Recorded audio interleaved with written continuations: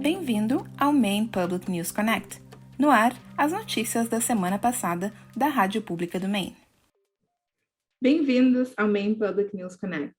As principais histórias da Rádio Pública do Maine, traduzidas com foco em imigração e refugiados. Sintonize todas as semanas para novos episódios apresentados no Facebook, YouTube e em nosso site em mainepublic.org/newsconnect. Você pode juntar-se à nossa newsletter ou ao nosso grupo no WhatsApp para o primeiro acesso a vídeos traduzidos, notícias e discussão. Visite os links na descrição para mais informações. Eu sou a sua apresentadora, Tamara Antunes. Hoje é sexta-feira, 29 de abril, e aqui estão as principais histórias da semana. O número de Mainers hospitalizados com a Covid era 132 até terça-feira. É um grande aumento de uma semana antes, quando foram reportados 99 internamentos. O CDC do Maine relatou 2 mortes causadas pelo vírus na terça-feira, desde o final da semana passada. O estado reportou 569 novos casos de Covid na terça-feira, incluindo dos 3 dias anteriores. O laboratório biológico da Mount Desert Island diz que vai fornecer espaço de laboratório e habitação temporária aos cientistas e às suas famílias que fogem da guerra da Ucrânia. O laboratório ainda não recebeu nenhuma candidatura formal, mas anunciou a oportunidade para os centros de refugiados ucranianos na Alemanha. Os ucranianos que fogem da invasão russa poderão pedir liberdade condicional humanitária e, eventualmente, um visto de trabalho com a ajuda de um patrocinador dos Estados Unidos. A administração Biden diz que aceitará até 100 mil refugiados ucranianos. A Associação da Comunidade Cambojana realizou na segunda-feira um painel de debate para falar sobre o impacto do trauma intergeracional causado pelo genocídio daquele país. Peng Mik Mu, que sobreviveu ao genocídio, disse que ainda vive pesadelos mais de 40 anos depois.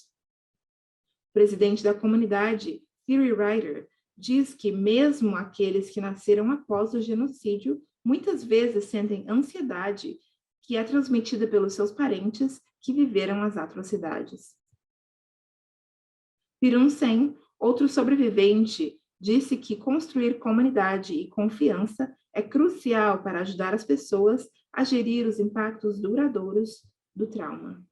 A comunidade muçulmana de Biddeford celebrou o mês sagrado do Ramadã na semana passada com um iftar público, a refeição noturna, quando aqueles que observam o feriado quebram o seu jejum diário.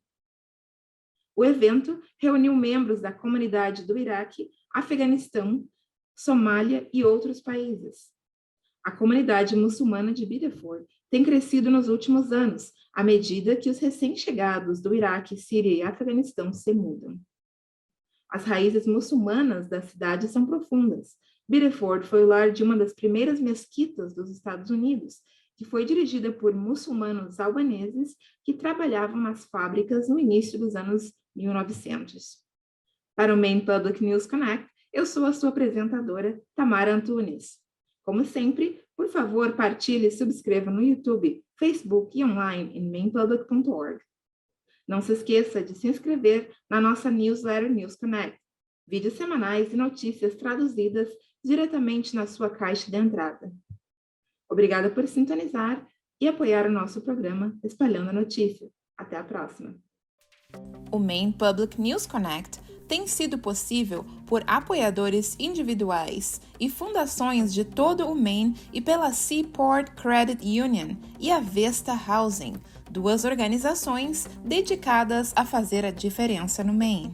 Seaport Credit Union, a promover soluções bancárias inovadoras e a prestar apoio ativamente às diversas comunidades do Maine. Seaport.org.